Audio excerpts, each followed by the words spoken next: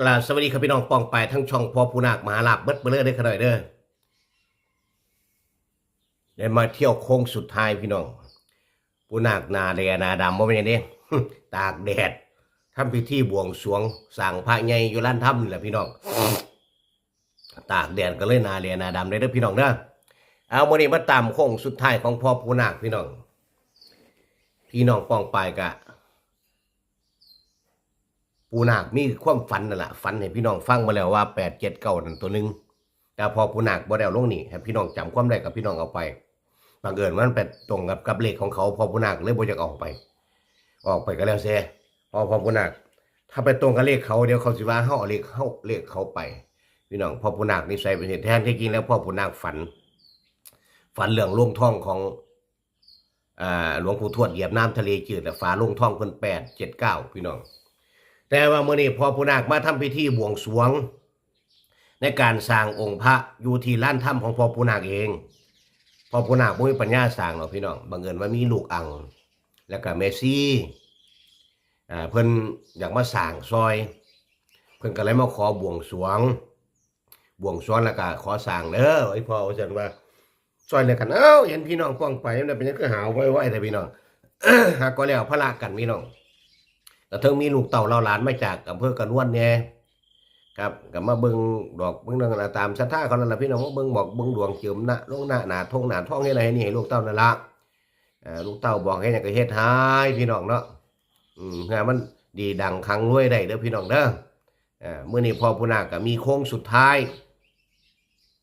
มีแนวทางมาให้พี่ให้น้องป้องไปเข้าไปพิจารณามากกะจังค่อยจัดเด้อคำมันขัดกับพานไปซะก่อนพี่น้องต่อพอผู้นาคก็ยังให้พี่ให้น้องให้ป้าให้ลุงเขาได้เสียดายเลขเล่าเนาะบอกมือวันจันทร์มันมาออกมือวันพุธบอกมือวันพุธมันบอกวันศุกร์พี่น้องเสียดายเลข7 9นั้น กับเลข55เนี่ยพอผู้นาคก็เลยว่ามึงสิออกให้ตรงมือกูเนี่ยกับบ่เนาะจะมันพ่อมึงคักแน่อะไรกันว่าสิก็เลยหัวควันเจ้าของนี่ดอกบอกเรียกล่วงหน้าบอกเรียกล่วงหน้าได้พี่น้องเห็นFCแฟนช่องเป็นยังก็ยังจะหาบอกปานนั้นแท้เป็นจังได๋ครั้งแน่แต่เป็นจังได๋ครั้งแน่คือจังหาเหมือนไงเขาถือเลขถือเบอร์ซะเด้อเมื่อนี้พ่อปู่นาคจุดธูป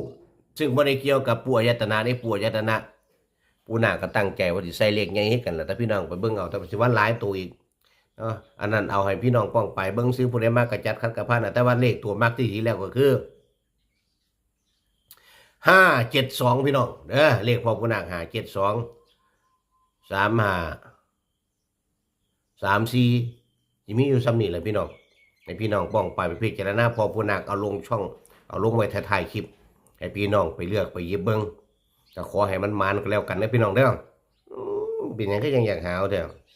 หาบอกกันเห็นพี่เนาะ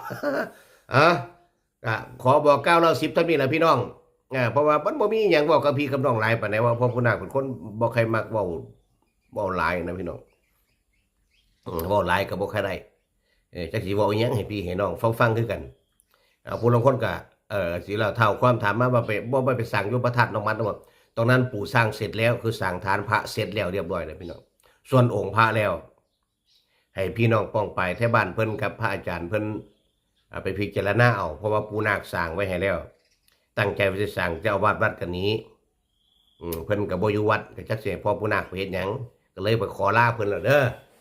บัดนี้ลูกอ้างว่าพ่อไม่ต้องไปเหนื่อยว่าซั่นว่ากับแม่ชีว่าไม่ต้องไปเหนื่อยที่โน่นสร้างอยู่ลานทำเจ้าของนี่ล่ะหนูจะเป็นหัวเลี้ยวหัวแรงให้ว่าซั่นว่าน่ะเจ้าโอสมมุตินาสาธุนำเด้อพี่น้องเด้อบ่ได้เอาภาพมาให้พี่น้องเบิ่งดอกพ่อปู่นาคครับเป็นพิธีก่อนเป็นอย่างที่จะหาวอยู่พวกปันแล้วแต่นั่งอยู่ซื้อมาว่าหาวได้พี่น้องมันเป็นอย่างของมันเอาไว้ท้ายคลิปไปพี่น้องในเบื้องได้มากระจัดขัดกระพันนะพี่น้องเด้อเอาให้พี่น้องป้องป่าให้มันหมาลันมันรวยถูกหวยรางวัลที่1ที่2ที่3ที่4ที่5เลขหน้าเลขหลัง2ตัวล่าง3ตัวบนงวดประจำวัน